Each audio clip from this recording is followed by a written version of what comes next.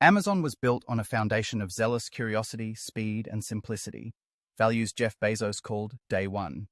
These three qualities, curiosity, speed, and simplicity, formed the innovative spirit that made Amazon great. Day One culture, with its anti-bureaucratic energy, was designed to prevent Day Two, the slow death by red tape. But the author argues Amazon has moved beyond Day Two into something worse. Day Three, an end-stage condition. The world sees Amazon as invincible, yet the author believes it's actually a paper tiger nearing collapse.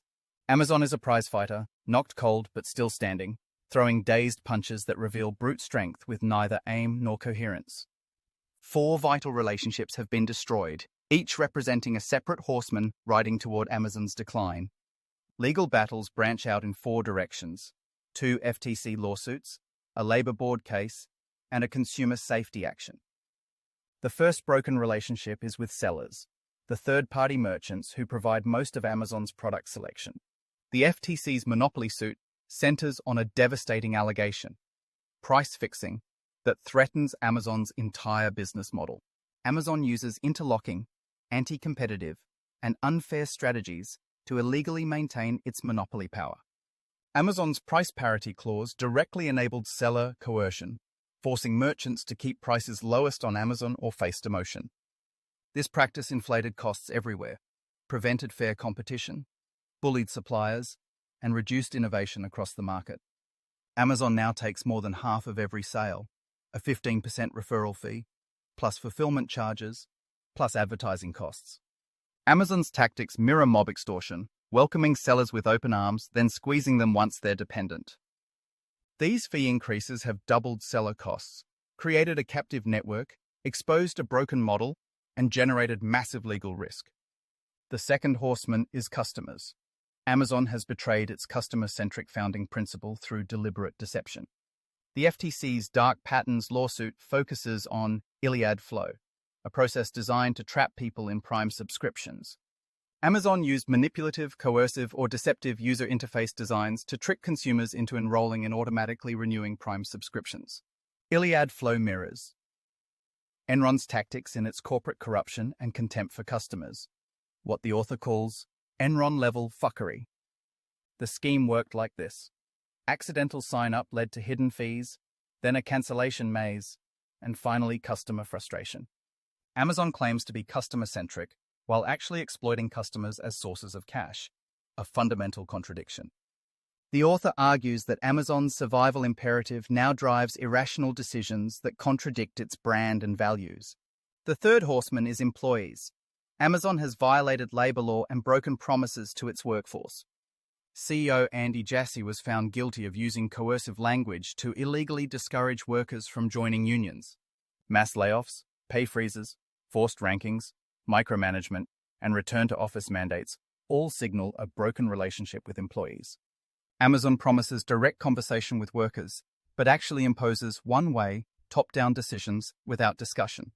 A culture of fear has killed innovation, dampened disagreement, crushed creativity, and created constant anxiety about layoffs. Amazon's union busting includes artificial hiring to dilute votes, demand manipulation, and deep fear about its cost structure. Amazon hired hundreds of workers into a warehouse to dilute support for an impending union vote. The company's unsustainable labor costs reveal a fundamental flaw in its business model. It can't afford fair wages. The fourth horseman is safety and regulation. Amazon has failed to prioritize product safety and resisted regulatory responsibility.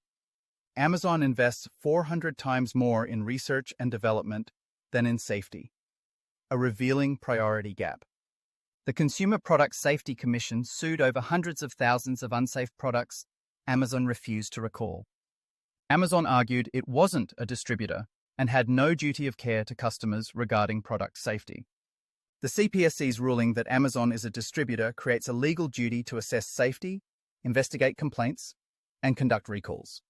These new safety requirements will generate assessment costs, complaint processing expenses, recall spending, and significant profit impact.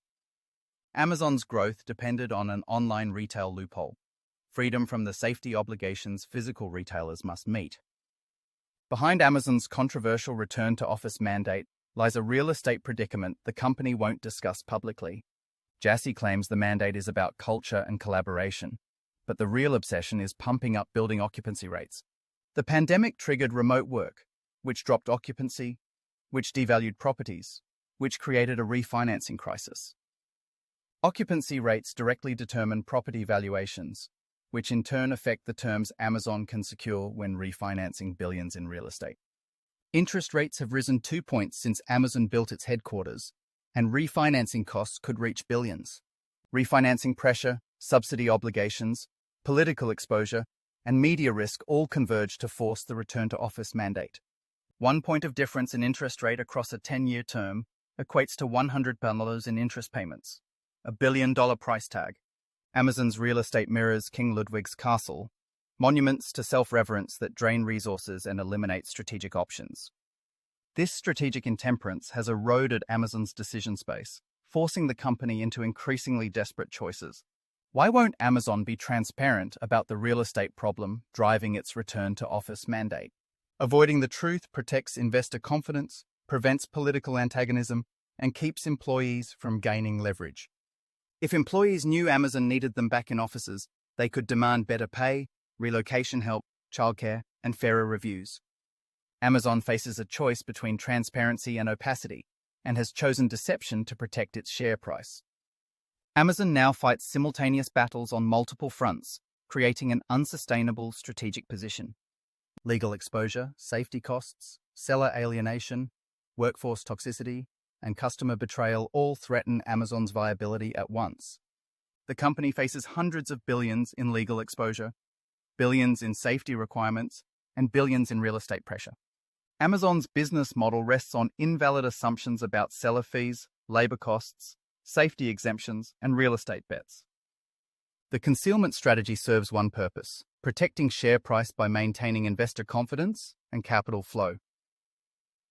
When this situation becomes undeniable, the company will be pulled from orbit and capitulation will be rapid. Amazon's trajectory mirrors Enron's path. Both companies stretched incrementally to cover flawed models until facing existential crisis. The pattern unfolds in stages. Denial leads to concealment, which leads to exposure, which leads to collapse. Eventually, the parrot is right, because everything ends, sometimes before we ever would have expected.